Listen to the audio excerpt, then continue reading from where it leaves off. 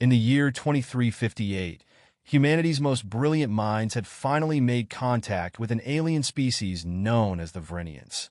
Unlike anything encountered before, the Vrenians communicated through a series of pulsating light patterns that defied human logic.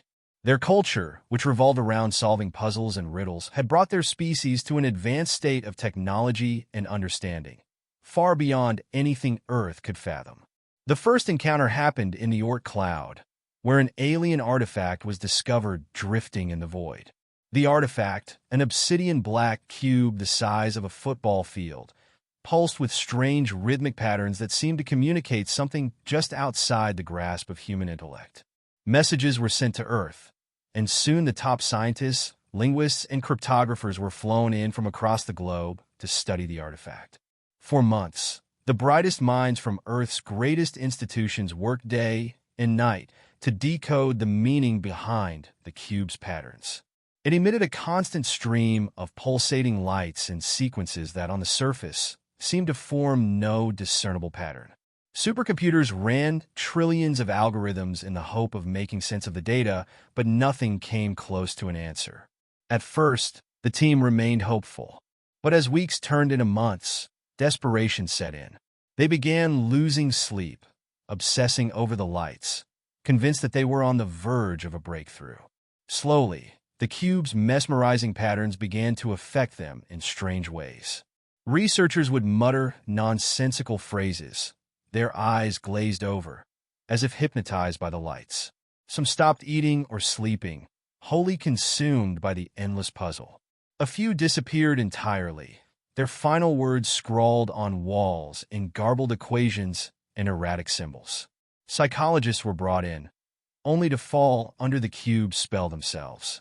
The cube seemed to demand an answer, its pulsating lights growing more intense, more chaotic as time passed, as if taunting them with a solution that eluded human comprehension. Soon, it was clear that the puzzle wasn't just a riddle. It was a trap, a mental labyrinth that slowly drove anyone who tried to solve it to the brink of madness. Entire research teams were dissolved, but the damage had been done.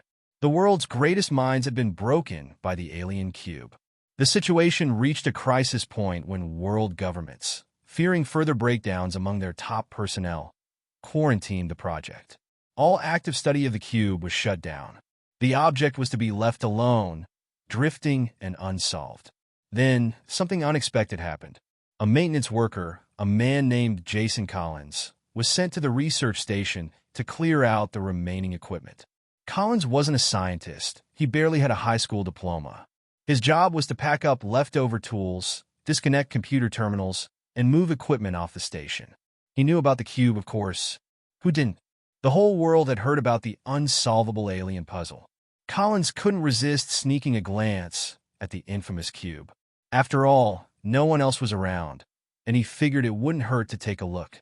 As he stood before the massive black structure, its pulsing lights flashed in a slow, almost soothing rhythm. "Doesn't seem so complicated," he mumbled to himself. "Looks like a weird game of Simon Says." With nothing better to do, and knowing it would never be allowed, Collins did something no scientist would have ever dared. He guessed. At random, he reached out and pressed one of the illuminated panels on the cube. To his surprise, the cube's lights flared brighter, but then dimmed to a slow, steady pulse. Confused but intrigued, Collins pressed another panel. Again, the lights responded, this time with a sequence that felt almost encouraging. For the next few minutes, Collins pressed random lights, chuckling to himself. The cube seemed to enjoy it, or at least it didn't react negatively. There was no complex math, no hidden algorithm, no cryptic code, just a series of buttons that, as far as Collins could tell, responded to sheer chance. Finally, Collins shrugged and pressed a final panel. The cube emitted a high-pitched hum, and the lights stopped flashing.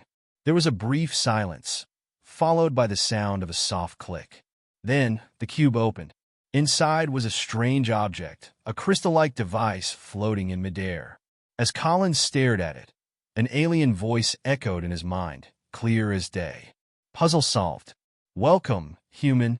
The world would later find out that Jason Collins, a random maintenance worker with no formal education, had solved the greatest alien puzzle in history simply by guessing. The Vrenians had never expected intelligence to be the solution. They had been testing something far more fundamental: randomness. The alien puzzle, it seemed, was designed to be unsolvable by logic alone. It required the one thing humans possessed in abundance: the ability to embrace chaos, to act without reason. The Vrenians revered order, structure, and precision, and in their advanced understanding of the universe, they had forgotten the power of chance.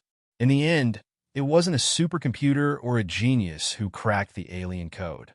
It was a man who didn't even know there was a puzzle in the first place. The Vrenians would go on to offer humanity incredible technologies, having found in humans the missing key they sought. And Jason Collins? He became a legend, though he never quite understood what all the fuss was about. "Just lucky, I guess," he'd say with a grin whenever people asked how he did it. But perhaps that was the point all along.